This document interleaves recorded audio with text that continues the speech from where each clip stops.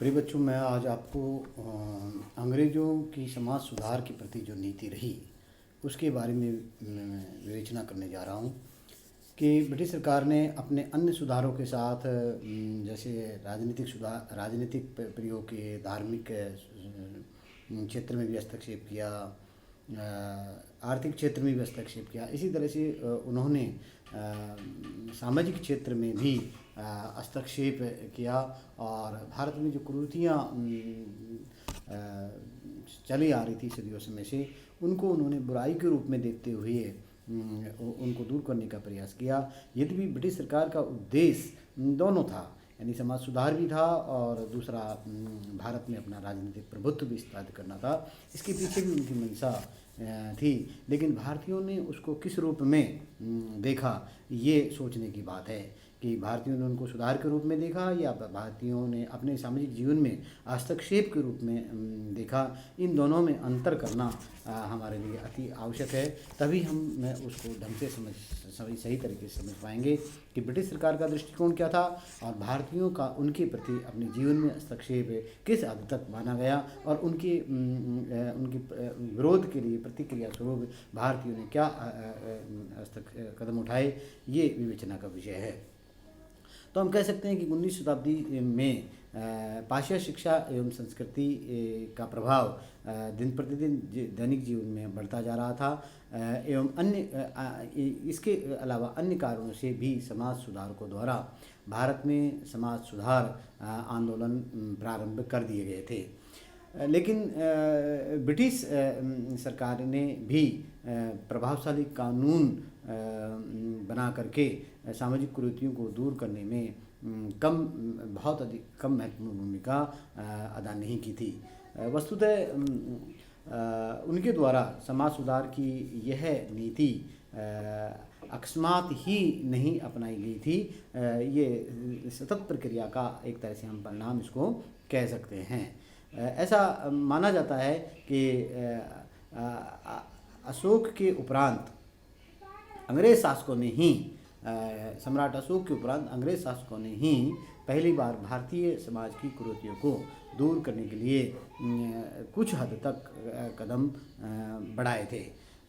प्रारंभ में कंपनी की बात करें, प्रारंभिक स्तर पर तो प्रारंभ में कंपनी ने भारत की धार्मिक एवं सामाजिक मामलों में एक तरह से तटस्थता की नीति अपनाई, अर्थात हस्तक्षेप नहीं, जैसा चला आ रहा है वैसा ही चलाने की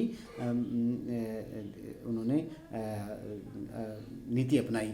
किंतु धीरे धीरे इस तटस्थता की नीति को उन्होंने तोड़ा और कन्यावध, दास प्रथा, सती प्रथा, बाल विवाह, बहु विवाह आदि सामाजिक बुराइयों को दूर करने के लिए सरकार द्वारा आवश्यक कानून जीवन स्तर में सुधार करने के लिए उठाए।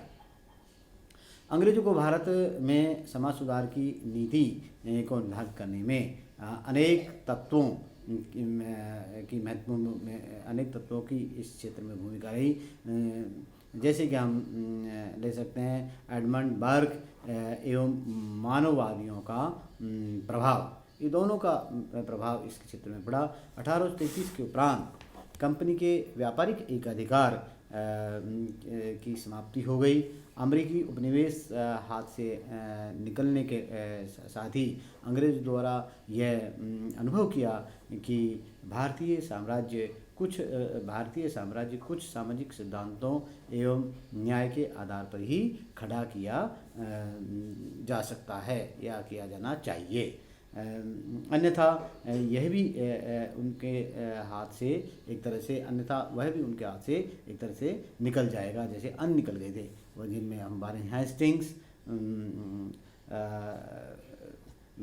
मैल्कम मुनरो जैसे रोमांटिक स्कूल के प्रशासक, इंग्लैंड में नैतिक एवं बौद्धिक जागरण जिसने भारत में सामाजिक सुधार को एक तरह से प्रोत्साहित किया। इस प्रकार सरकार द्वारा 19वीं शताब्दी के पूर्वार्ध में समाज सुधार संबंधी कई तरह के सक्रिय कदम उठाए। 1857 के विद्रोह के उपरांत समाज सुधार के संबंध में अत्यंत एक तरह से सतर्कता सावधानी बरती गई। इसके पश्चात सरकार ने सामाजिक सुधार के लिए एक तरह से कानून पारित कर दिए, कानून स्थापित कर दिए। भारतीय समाज में 19वीं शताब्दी में अनेक कुप्रथाएँ प्रचलित थी, जिनमें कि हम प्रमुखतः कन्यावध कह सकते हैं, दास प्रथा कह सकते हैं, सती प्रथा थी, बाल विवाह थी, देवदासी प्रथा थी, विधवाओं की दयनीय स्थिति थी। इन सभी कुप्रथाओं के विरुद्ध प्रमुख भारतीय एकजुट तो हो ही रहे थे। ब्रिटिश प्रशासकों का दृष्टिकोण का ध्यान भी भारतीय समाज के प्रति एक तरह से हम प्रतिक्रियावादी के रूप में भी की शुरुआत की थी। किंतु अंग्रेज़ों ने इस कुप्रथा को समाप्त करने में एक तरह से महत्वपूर्ण कानून भी पारित कर दिया, तो कुप्रथा अपने आप में समाप्त करने की स्थिति में आ गई थी। कन्यावध की प्रथा भारत में विशेष रूप से राजपूत एवं जाटों, जिसमें गुजरात एवं कच्छ के झरीजा राजपूताना के राजपूत जागीरदारों, मीणा एवं बेव जाति में प्रमुख रूप से ये प्रथा जो कुप्रथा प्रचलित थी। वस्तुतः ऐसे परिवारों में सामाजिक कारणों से इस प्रथा का एक तरह से विकास हुआ था। ऐसे परिवारों को अपने सामाजिक स्तर पर वर का चयन करने में एक तरह से भारी चुनौती का सामना एक तरह से करना पड़ता था।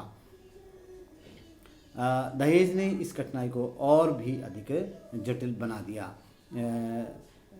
महत्वपूर्ण बात ये थी कि समाज में कन्या जो विवाह एक तरह से करना दायित्व माना जाने लगा था। इस दायित्व का निर्वाह न करने वाले पिता का सामूहिक तिरस्कार एक तरह से किया जाता था। इन सब कठिनाइयों से बचने के लिए समृद्ध परिवारों ने कन्या के जन्म लेते ही उसको एक तरह से ये कहना चाहिए कि एक तरह से उसको घृणा की दृष्टि से देखा जाने लगा, और अब उसकी हत्या करने की प्रथा का एक तरह से प्रारंभ हो गया था। सर्वप्रथम बनारस के ब्रिटिश रेजिमेंट डंकन द्वारा इस प्रथा पर ध्यान एक तरह से दिया गया। 1795 एवं 1804 में पारित एक कानून के अनुसार ब्रिटिश प्रदेशों में कन्यावध को अपराध घोषित अब कर दिया गया, किंतु यह कुप्रथा अभी तक समाप्त नहीं हो पाई थी। बाद में कोर्ट ऑफ डायरेक्टर्स एवं भारत सरकार द्वारा इस प्रथा पर गंभीरता से विचार किया गया, और जॉन लुडलो, जॉन सदरलैंड, विलिकंसन जैसे ब्रिटिश प्रशासकों ने अपने क्षेत्रों में कन्यावध को गैर कानूनी घोषित कर दिया। 19वीं शताब्दी के उत्तरार्ध में अधिकांश ब्रिटिश प्रदेशों एवं भारतीय राज्यों में इस प्रथा को समाप्त करने के लिए कानून बना दिए। कन्याओं की सुरक्षा के लिए 1870 में एक कानून भी पारित किया गया कि प्रत्येक बच्चे को जन्म का पंजीकरण आवश्यक था। तो इस तरह से प्रारंभिक जो सामाजिक सुधार आंदोलन ब्रिटिश सरकार के द्वारा किए गए निश्चित रूप से भारतीयों के हित में थे, लेकिन इनको भारतीयों ने किस रूप में लिया इसकी विवेचना हम अगले उसके अंतर्गत करेंगे। धन्यवाद।